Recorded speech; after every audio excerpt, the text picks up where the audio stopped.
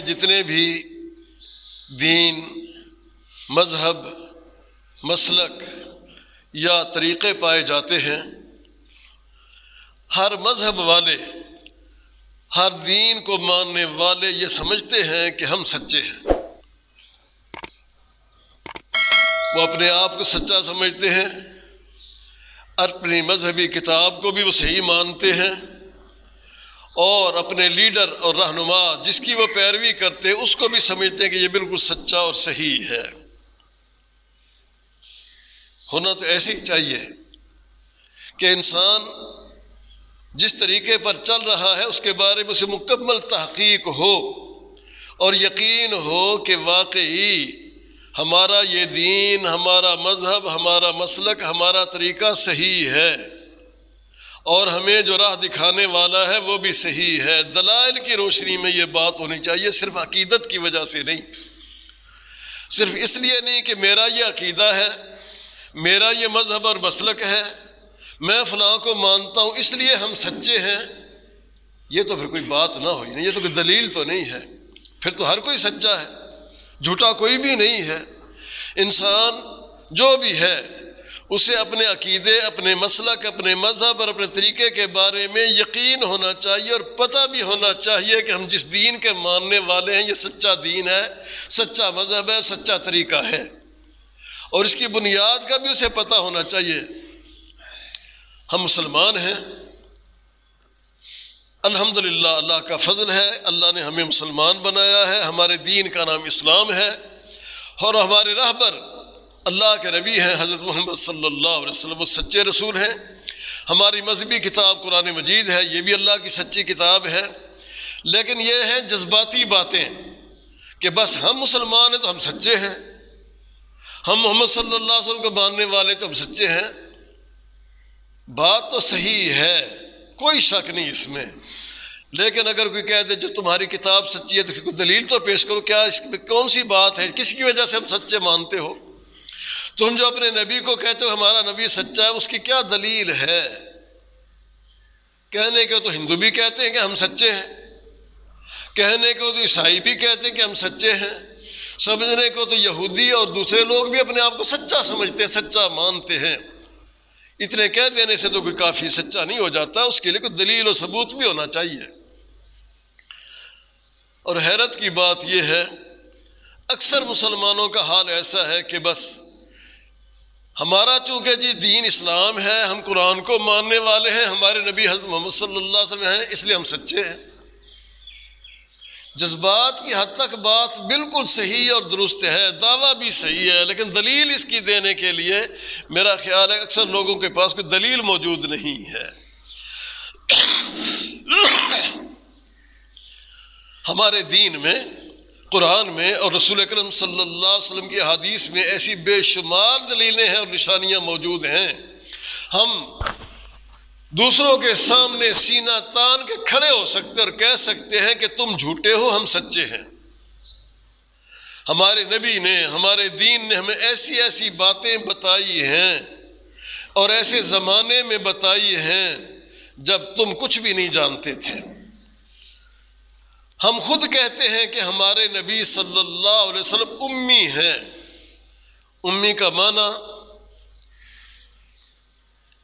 معنی ہوتا ہے ان پڑھ۔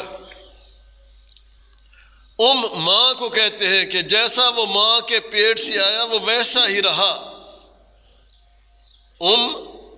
ماں کو کہتے ہیں، عربی زبان کا لفظ ہے امی، کہ ماں والا ماں، جیسا وہ ماں کے پیٹ سے آیا تھا وہ ویسا ہی دنیا میں رہا۔ آپ اور میں، ہم نے تو سکولوں میں تعلیم حاصل کی، کالجوں اور یونیورسٹیوں میں بھی پڑھے، مدرسوں میں بھی پڑھے، ہم نے بہت کچھ سیکھا، لیکن ہمارے نبی صلی اللہ علیہ وسلم دنیا میں آئے، آپ کا دنیا میں کوئی آدمی استاد نہیں ہے، آپ کسی کے شاگرد نہیں ہیں۔ آپ کو اللہ تبارک و تعالیٰ نے اس عیب سے بچایا ہے کہ آپ کا کوئی استاد ہو اور آپ کسی کے شاگرد ہوں، اس عیب سے بچایا ہے۔ اگر اللہ نہ کرے رسول اکرم صلی اللہ علیہ وسلم کا کوئی استاد ہوتا جس سے آپ نے تعلیم حاصل کی ہوتی اور پھر اس کی زندگی میں آپ کہتے کہ میں اللہ کا نبی ہوں، وہ کہہ سکتا تھا کہ محمد ہے، ٹھیک ہے اللہ کا نبی ہے، اللہ کا رسول ہے تو میرا شاگرد ہے. کیا خیال ہے؟ کہہ سکتا تھا نا. اگر رسول اکرم صلی اللہ علیہ وسلم کا کوئی استاذ ہوتا پھر وہ سامنے نہ بھی کہتا، اکیلے بیٹھ کے کہتا یہ نبی بن گیا ہے، رسول بن گیا ہے تو میرا شک پڑا تو مجھ سے ہی ہے نا. دنیا میں کئی استاذ ایسے ہوتے ہیں، کسی شاگرد کے بارے میں کہہ دیتے ہیں شاگرد اس کے پاس پرائمری میں پڑھتا رہا، مڈل میں پڑھتا رہا، میٹرک میں یا کالج میں پڑھتا رہا، اس کے بعد وہ اس کا شاگرد جو ہے کسی اونچے منصب پر پہنچ گیا، علاقے کا MNA بن گیا یا وزیر بن گیا، وزیر اعلیٰ بن گیا، وزیر اعظم بن گیا. اس کا استاد کہہ دیتا ہے کہ ہے تو نواز شریف وزیر اعظم ملک کا ہے، میرا شاگرد مجھ سے پڑھا ہوا ہے، میں اس کو ڈنڈے مارا کرتا تھا، میں اس کو کان پکڑوایا کرتا تھا. کہہ سکتے تھے نا. لیکن اللہ تعالیٰ نے اپنے نبی کو اس عیب سے پاک رکھا ہے. نبی کو اللہ نے جیسا بھیجا تھا وہ دنیا میں نہ کسی سے انہوں نے سبق سیکھا، نہ سبق پڑھا، نہ دنیا کی کتاب پڑھی انہوں نے. امی نبی ہے یہ. اور پھر اگر آپ نے کسی کالج میں، کسی یونیورسٹی میں، کسی تعلیمی ادارے میں تعلیم حاصل کی ہوتی، دنیا والے کہتے پڑھا لکھا آدمی ایسی باتیں کر لیتا ہے. پڑھے لکھے آدمی بڑی بڑی باتیں کر لیتے ہیں. لوگ کہتے ہیں کہ یہ کالج میں پڑھا ہوا ہے، یونیورسٹی میں پڑھا ہوا ہے، فلاں فلاں کتابیں اس نے پڑھی، اس لیے یہ نئی نئی باتیں کرتے. ہم نے چونکہ پڑھی نہیں، ہمیں ان باتوں کا پتہ نہیں. لیکن اللہ تعالیٰ نے اپنے نبی کو ان ساری باتوں سے محفوظ رکھے. یہ ہمارے نبی کے سچے ہونے کی دلیل ہے. اور پھر ایسی ایسی باتیں کی، ایسی ایسی باتیں بتائیں، ایسے اصول اور ضابطے بتائے. اس وقت دنیا والے ان چیزوں کو بالکل نہیں جانتے تھے. نبی کے دنیا سے جانے کے 1000 سال بعد، 1200 سال بعد دنیا نے تحقیق کی، سائنس اور ٹیکنالوجی میں ترقی کر کے پھر ان کو جن باتوں کا پتہ چلا، میرے اس نبی نے جس نے دنیا میں کسی سے کچھ نہیں پڑھا تھا 1400 سال پہلے بتا دیا تھا کہ فلاں کام ایسے ہوتا ہے، فلاں کام ایسے ہوتا ہے، فلاں کام ایسے ہوتا ہے. یہ سائنس کیا چیز ہے، ٹیکنالوجی کیا چیز ہے، کل کی باتیں ہیں. سائنس اور ٹیکنالوجی تو کل آئی ہے نا. میرے نبی صلی اللہ علیہ وسلم 1400 سال پہلے، 1500 سال پہلے دنیا میں آ کر کے بتاتے ہیں، بیٹھے ہیں. فرمایا بچہ جب ماں کے پیٹ میں نطفہ جاتا ہے، مذکر کا مؤنث کے پیٹ میں رحم نطفہ پہنچتا ہے، 40 دن تک وہ اسی حالت میں رہتا ہے. وہ نطفہ جیسا ہوتا ہے 40 دن تک اسی نطفے کی حالت میں رہتا ہے. 40 دنوں کے بعد پھر وہ جمع ہوا خون بن جاتا ہے. 40 دن وہ خون کی حالت میں رہتا ہے. پھر مزید 40 دن وہ گوشت کی بوٹی کی شکل میں رہتا ہے. مدت بھی بتایا، کیفیت بھی بتائی. الٹرا ساؤنڈ اس وقت نہیں تھے، سائنس اس وقت نہیں تھی، ٹیکنالوجی اس وقت نہیں تھی. جس آدمی نے، جس نبی نے، جس محمد صلی اللہ علیہ وسلم نے دنیا میں کچھ بھی نہیں پڑھا، کسی سے کچھ نہیں سیکھا، کسی کی کوئی کتاب نہیں پڑھی، کسی کے سامنے بیٹھ کر آپ شاگرد نہیں بنے اور اس کو استاد نہیں بنایا، وہ کہہ رہا ہے کہ لوگوں جب مذکر کی طرف سے مؤنث کے پیٹ میں نطفہ پہنچتا ہے، 40 دن وہ منی کی حالت میں رہتا ہے، اس کے بعد 40 دن وہ جمے ہوئے خون کی شکل میں رہتا ہے، اس کے بعد 40 دن بوٹی بن جاتا ہے. 120 دن گزرنے کے بعد اس کے اندر روح ڈالی جاتی ہے اور جان پڑ جاتی ہے. یہ باتیں کس نے بتائی تھی، کس نے سکھائی تھی، کون سی کتاب تھی؟ اس وقت دنیا کا کوئی آدمی یہ باتیں نہیں جانتا تھا، صرف میرا محمد صلی اللہ علیہ وسلم جانتا تھا، کیونکہ اللہ کی طرف سے وحی آتی تھی. خالق کائنات نے اپنے نبی کو یہ ساری باتیں بتائیں اور نبی صلی اللہ علیہ وسلم امت تک پہنچائیں. دنیا والے ان باتوں سے بے خبر تھی، دنیا والے بے خبر تھے، اور ہمارے نبی صلی اللہ علیہ وسلم دنیا کو سائنس پڑھا رہے تھے. یہ ہے میرے نبی کے سچے ہونے کی دلیل. بھائی یاد رکھنے کی باتیں ہیں. ہمارے اسٹیجوں سے لڑائی کی باتیں کرتے ہیں لوگ، وہ ایسے ہیں ان کے مسجد میں نہ جانا، وہ ایسے ان کے پاس نہ جانا، وہ ایسے ان کی بات نہ سننا. یہ حقیقت کی بات، ان کو بھی ان باتوں کا پوچھ لیا جائے ہمارے دین کے سچے ہونے کی کوئی دلیل تو دے دیں. میرا خیال ہے وہ بھی یہ باتیں نہیں بتا سکیں گے. ہم نے کبھی اختلاف اور لڑائی والی باتیں نہیں کی ہیں، دین سمجھانے کی کوشش کی ہے. تو بھائیو ہم سچے ہیں، ہمارا دین سچا ہے، ہمارا نبی سچا ہے، ہماری کتاب سچی ہے. دلائل کی بنیاد پر کہتے، صرف دعویٰ نہیں کرتے، دلیل کی بنیاد پر کہتے. قرآن بھی سچا ہے اور ہمارے نبی صلی اللہ علیہ وسلم بھی سچے ہیں. ہمارے نبی صلی اللہ علیہ وسلم نے فرمایا جب کتا کسی برتن میں منہ ڈال جائے اس کو ایک دفعہ مٹی سے مانجو، 7 دفعہ پانی سے دھو، تب وہ پاک ہوگا برتن۔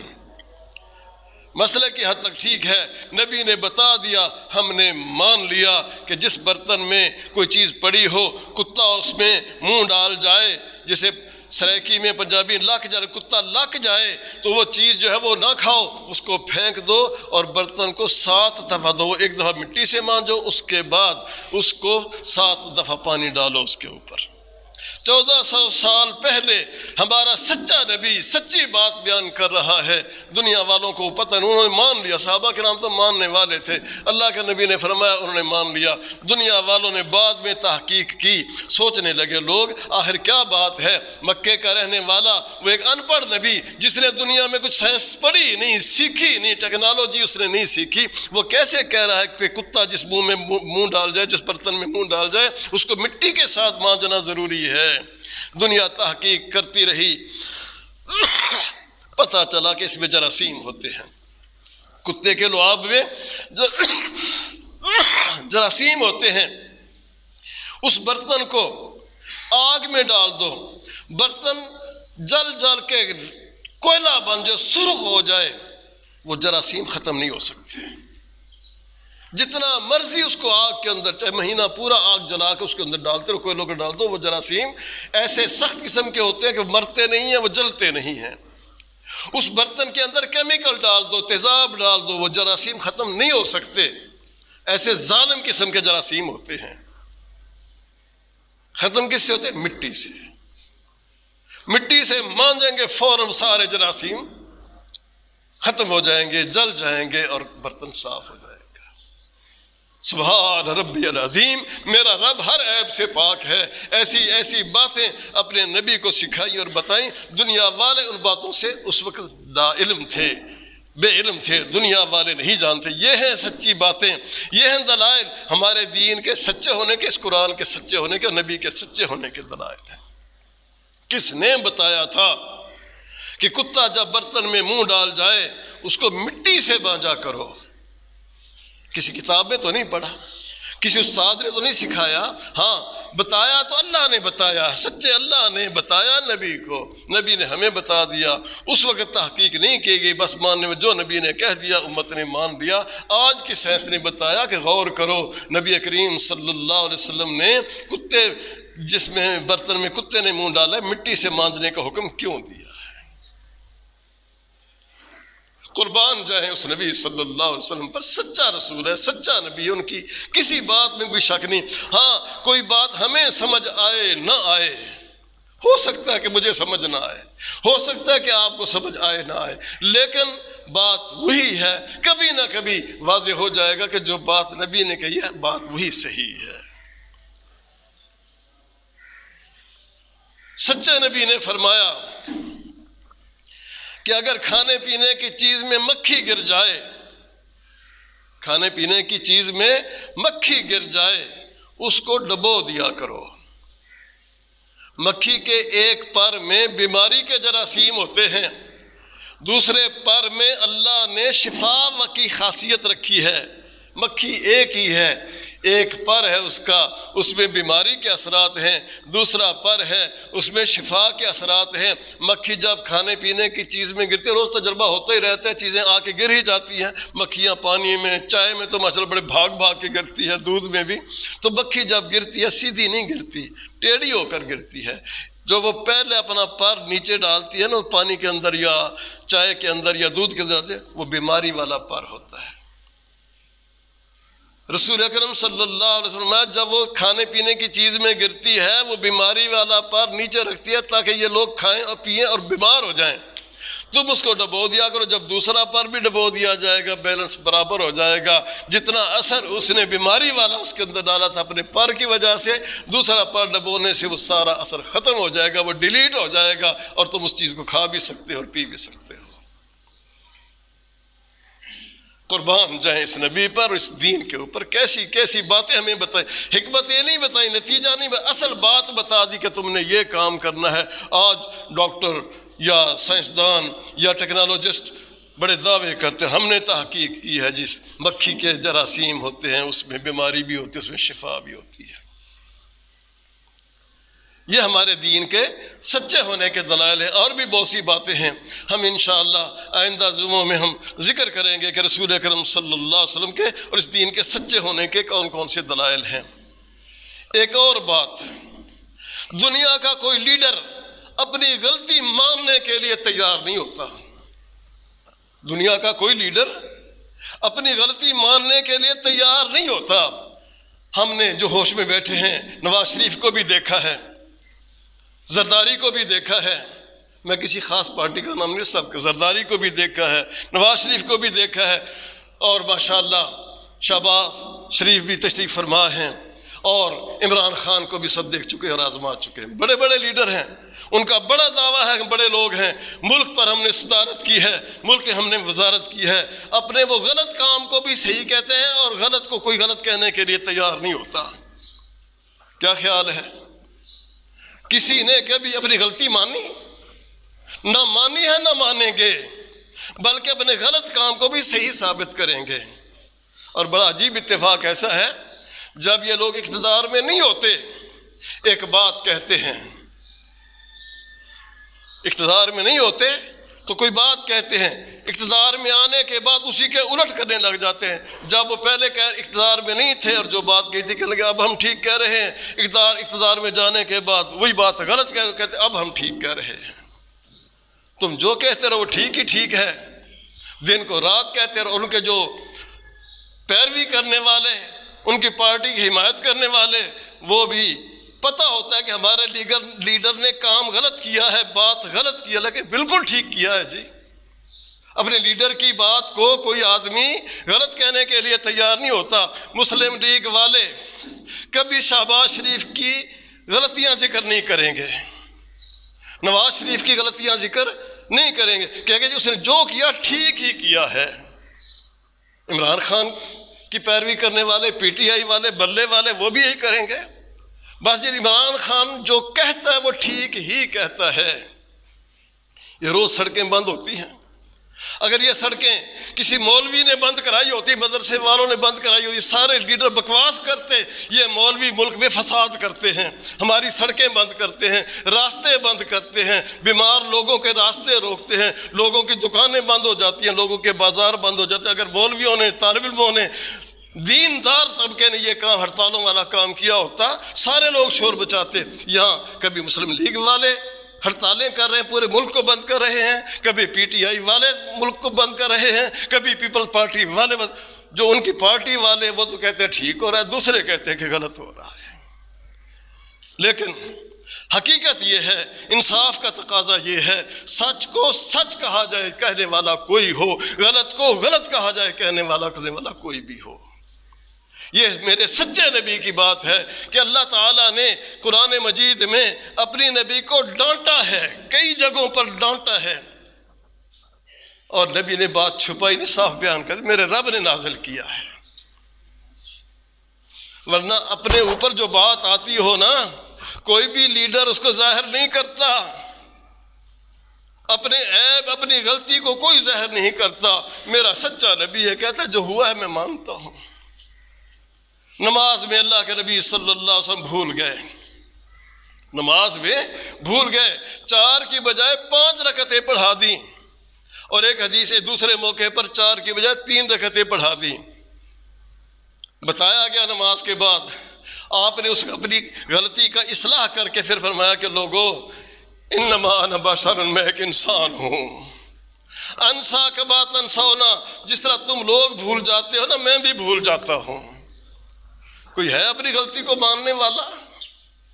نواز شریف اپنی غلطیاں مان کے تو دکھایا، ہمیں پتہ چلے کہ یہ بڑا لیڈر ہے، یا شہباز شریف، نام میں بار بار اس لے رہا ہوں، ہم میں سے کوئی نواز شریف کو پسند کرنے والے ہیں، کوئی شہباز شریف کو، کوئی کسی شریف کو، اور کوئی کسی شریف کو، اپنی غلطی کوئی بھی تسلیم نہیں کرتا۔ اللہ کے نبی فرماتے ہیں کہ لوگوں میں بھول گیا ہوں، انسا کما تنسونا، جس طرح تم لوگ بھول جاتے ہو نا میں بھی بھول جاتا ہوں۔ انما انا بشر، میں انسان ہوں، فاذا نسیت فذکرونی، اگر میں نماز میں بھول جاؤں تو مجھے یاد کرا دیا کرو۔ کہے ہمارا وزیر اعظم اور ہمارا صدر کہ میں بھول جاؤں تو مجھے سیدھا کر دیا کرو، مجھے بتایا کرو۔ ایک دفعہ بھی کسی نے نہیں کہا کہ اگر مجھ سے غلطی ہو تو پھر مجھے بتایا کرو۔ کسی نے بتایا آج تک؟ کسی نے کہا ہے؟ میری تو 70 سال اوپر ہونے والے، میں نے تو آج تک کبھی نہیں سنا۔ آپ نے شاید سنا ہو تو پتہ نہیں، میرے علم میں نہیں آئی ہوگی بات۔ حضرت عمر رضی اللہ تعالیٰ عنہ، نبی نے جن لوگوں کی تربیت کی ہے، خلیفہ بن چکے ہیں،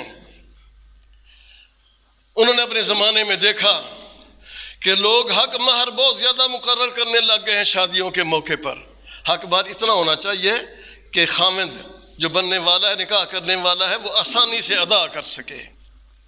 بالکل معمولی بھی نہیں ہونا چاہیے کہ لڑکی کی بےزتی ہو جائے، لڑکی والوں کی بےزتی ہو جائے۔ اتنا زیادہ بھی نہیں ہونا چاہیے کہ لڑکا ادا نہ کر سکے۔ درمیانہ سا معیار کے مطابق دیکھنا چاہیے جو آسانی سے وہ لڑکا ادا کر سکے اور اس کے ذمے ہوتا ہے۔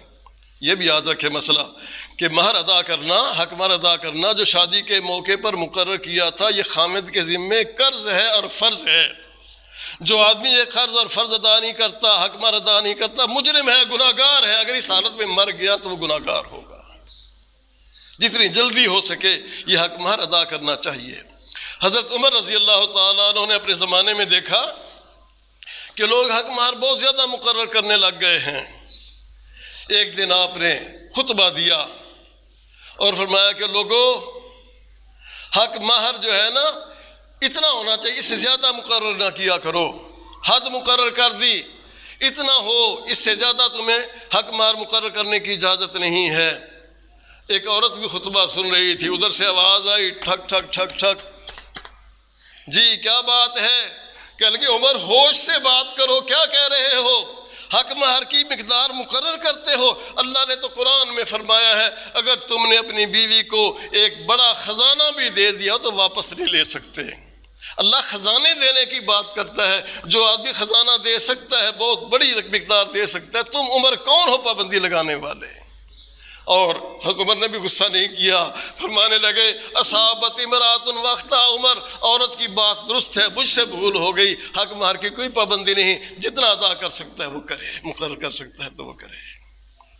ہے کوئی آج اتنی جرأت رکھنے والا میرے ملک کا حکمران، اسلامی جمہوریہ پاکستان کا کوئی صدر یا وزیر اعلیٰ جو اپنی غلطی کا اعتراف کرے کہ مجھ سے بھول ہو گئی، مجھ سے غلطی ہو گئی ہے؟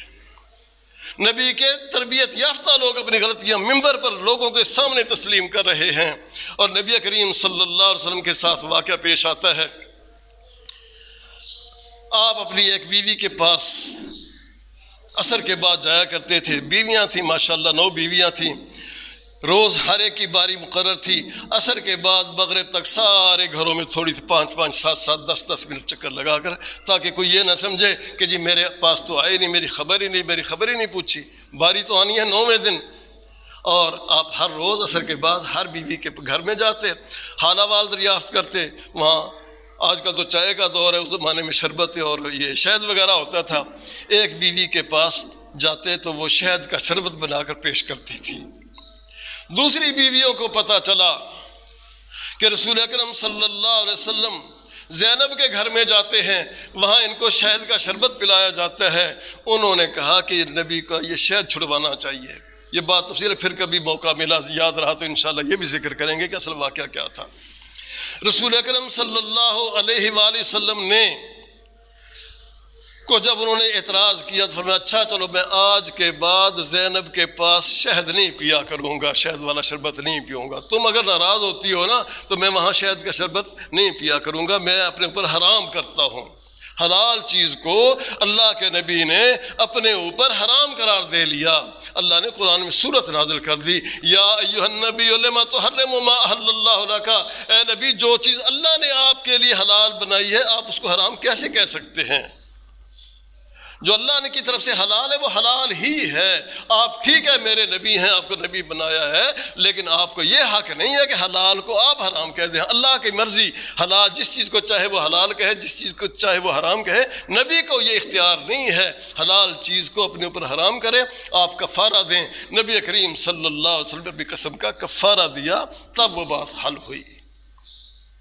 یہ دلیلیں ہیں سچے نبی کی کہ اگر کسی وقت بشری تقاضے سے کوئی بھول ہوگی کہ غلطی ہوگی تو آپ نے تسلیم کر لیا، اور آپ کو اگر اللہ نے ڈانٹا تو وہ ڈانٹ بھی بیان کر دی، چھپائی نہیں۔ اگر اللہ کے نبی نے کوئی بات چھپانی ہوتی نا، ایسی آیتیں چھپا دیتے کہ میری اس کے اندر انسلٹ ہو رہی ہے، میری اس کے اندر توہین ہو رہی ہے، میری اس کے اندر بےعزتی ہو رہی ہے، دنیا والے کہیں گے نبی بھی بھولتا ہے، نبی بھی غلطیاں کرتا ہے۔ نہیں، انہیں کوئی پرواہ ہی نہیں، بس جو اللہ کا حکم آ گیا ٹھیک ہے، بھول ہوگی تو کیا ہوا، اپنی بھول تسلیم کر لی، اپنی غلطی تسلیم کر لی۔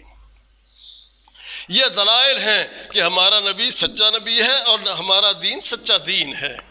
یہ ایک اور واقعہ ہے، 30ویں پارے کی ایک صورت ہے کہ اللہ کے نبی صلی اللہ علیہ وسلم یہ تمنا رکھتے تھے کہ دنیا کے لوگ زیادہ سے زیادہ مسلمان ہو جائیں۔ ظاہر ہے نبی آتا ہی اس لیے دین کو پھیلانے کے لیے، دین سنانے اور سمجھانے کے لیے کوشش ہوتی ہے کہ زیادہ سے زیادہ لوگ دین میں آ جائیں۔ پھر جس کی قسمت میں ہدایت ہوتی ہے وہ مسلمان ہو جاتا ہے، جس کی قسمت میں ہدایت نہیں ہوتی ہے پھر وہ کافر ہی رہ جاتا ہے۔ کفار آ کے بیٹھے تھے، کافروں کے بڑے بڑے چودھری اور سردار، مکے کے بڑے بڑے چودھری اور سردار آ کے باتیں ہو رہی تھیں، مذاکرات ہو رہے تھے، اللہ کے نبی سے باتیں کر رہے تھے۔ نبی کریم صلی اللہ علیہ وسلم بھی ان کی باتیں سن رہے تھے، ان کے اعتراضات کا جواب بھی دے رہے تھے، سمجھا بھی رہے تھے۔ کوشش یہ تھی کہ ان کو بات سمجھ آ جائے، کلمہ پڑھ کے دین کے اندر آ جائے، جہنم سے بچ جائیں۔ کافر سرداروں اور چودھریوں کے ساتھ گفتگو میں اللہ کے نبی صلی اللہ علیہ وسلم مصروف ہیں۔ ادھر ایک جانثار صحابی، نابینا صحابی عبداللہ بن ام مکتوم رضی اللہ تعالیٰ عنہ صحابی ہے، رسول اکرم صلی اللہ علیہ وسلم کا خدیجہ کا رشتہ دار بھی ہے۔ اب نبی نے آدمی کو کیا پتا کہ اللہ کے نبی کیا کر رہے ہیں، کہاں بیٹھے ہیں، کس کے ساتھ بیٹھے، کیا بات ہو رہی ہے۔ آنکھوں والا تو پھر بھی دیکھ لیتا ہے، ذرا چپ کر جاؤں، بات کر رہے ہیں، لوگ بیٹھے ہوں، بڑے بڑے لوگ بیٹھے، میں چپ کر جاؤں۔ میرے پاس بھی اگر 2 آدمی بیٹھے ہوں گے نا، تیسرا آدمی آنے والا ذرا آ کے بیٹھ جائے گا خاموشی سے کہ پہلے یہ اپنی بات کر لیں، میں اس کے بعد ہاتھ بھی ملاؤں گا اور میں جو بات کرنی ہے وہ بات بھی کر لوں گا۔ اب نبینا آدمی بیچارہ، اس کو تو نظر ہی کچھ نہیں آ رہا تھا کہ اللہ کے نبی صلی اللہ علیہ وسلم کہاں بیٹھے ہیں اور کیا کر رہے ہیں۔ دور سے مسجد میں داخل ہوا، یا رسول اللہ، یا رسول اللہ میری بات سنیں، یا رسول اللہ میری بات، بولتا ہوا آ رہا تھا بیچارہ۔ رسول اکرم صلی اللہ علیہ وسلم کو یہ بات اچھی نہ لگی کہ میں ان بڑے بڑے چودھریوں کے ساتھ بیٹھا ہوں، سرداروں کے ساتھ بیٹھا ہوں، ان کو دین کی بات سمجھا اور درمیان میں یہ آ گیا ہے، یا رسول اللہ، یا رسول اللہ میری بات سنو، میری بات کا جواب دو۔ اللہ کے نبی کو تھوڑا سا غصہ سا آیا، آپ نے اپنی تیوڑیاں چڑھا لی، یہ کیا کرتا ہے، اپنے چہرے کے جیسے حالت بدلی آپ کی۔ اللہ تعالیٰ کو یہ بات پسند نہ آئی کہ یہ چودھریوں کی رعایت کرتے ہوئے اس سچے دیوانے صحابی کے بارے میں ایسا انداز کیوں اختیار کیا نبی صلی اللہ علیہ وسلم نے، تیوریاں کیوں چڑھائی ہیں، غصے کا اور ناپسندیدگی کا اظہار کیوں کیا، پوری صورت نازل کر دی کہ عبس وتولی، اے نبی آپ نے اپنی پیشانی پر شکن چڑھا دی ہے، تولا آپ نے اس کی طرف توجہ بھی نہیں کی ہے، ان جاء العمی، اس لیے کہ نبی نہ تھا، اس لیے کہ وہ بیچارہ نابینا تھا، آپ نے اس کے آنے پر، اس کی باتوں پر، اس کے رویے اور انداز کے پر غصے کا اظہار کیا ہے۔ ان جاء الاعمی وما یدریک لعلہ یزکیٰ، اے نبی تمہیں کیا پتا آنے والا تزکیہ حاصل کرنا چاہتا تھا، دین سیکھنا چاہتا تھا۔ او یذکر فتنفعہ الذکریٰ، وہ آ کر کوئی دین کی بات سیکھتا، نصیحت کی بات سنتا اور اس کو فائدہ ہو جاتا، آپ کو اس کا آنا، اس کا بولنا، اس کے بلانے کا انداز اچھا نہیں لگا۔ عبس وتولی ان جاءہ الاعمی اما من استغنی فانت لہ تصدی، اور جو لوگ بات مانتے نہیں ہیں، آپ ان کے پیچھے پیچھے ان کی منتیں کر رہے ہیں۔ وما علیک اللہ یزکیٰ، ہو سکتا ہے یہ لوگ آپ کی بات نہ مانے، وہ تو ماننے والا تھا، آپ نے اس کے آنے پر ایسا انداز کیوں اختیار کیا۔ اما من جاءک یسعی وہو یخشی فانت عنہ تلہی، اور جو بڑے شوق و رغبت کے ساتھ آپ کی طرف آ رہا تھا، وہ اللہ سے ڈر رہا تھا، اور آپ نے اس کی طرف سے لاپرواہی کیوں کی تھی۔ اگر نبی نے کوئی بات چھپانی ہوتی نا، یہ صورت چھپا دیتے، یہ آیتیں چھپا دیتے ہیں۔ تو بات ہم نے یہ شروع کی تھی کہ ہر دین والے، ہر مذہب والے، ہر عقیدے والے دعویٰ تو کرتے ہیں ہم سچے ہیں، اس لیے کہ میں اس عقیدے کو مانتا ہوں، میں فلاں لیڈر کو مانتا ہوں، ہم سچے ہی سچے، صحیح ہیں۔ یہ بات دعوے کی حد تک تو ٹھیک ہو سکتی ہے، حقیقت یہ ہے دلائل دیکھنے چاہیے کہ سچا کون ہے۔ دلائل کی روشنی میں ہم مسلمان اللہ کے فضل سے سچے ہیں، ہمارے نبی محمد صلی اللہ علیہ وسلم اللہ کے فضل سے سچے رسول و نبی ہیں، لیکن صرف دعوے کی حد تک نہیں، دلائل کی روشنی میں ہم یہ بات دعویٰ کر سکتے ہیں۔ کئی دنوں سے یہ موضوع میرے ذہن میں آ رہا تھا، الحمدللہ امید ہے آپ حضرات کو بھی یہ بات سمجھ آ گئی ہوگی کہ ہم جو اپنے آپ کو سچا سمجھتے ہیں، اس قرآن کو اللہ کی سچی کتاب مانتے ہیں اور محمد صلی اللہ علیہ وسلم کو بھی اللہ کا سچا نبی مانتے ہیں، وہ دلائل کی بنیاد پر ہے، صرف دعوے اور محبت کی بنیاد پر نہیں ہے۔ اللہ تعالی ہمیں دین سمجھنے کی توفیق عطا فرمائے۔ اقول قولی ھذا وآخر دعوانا ان الحمد للہ رب العالمین۔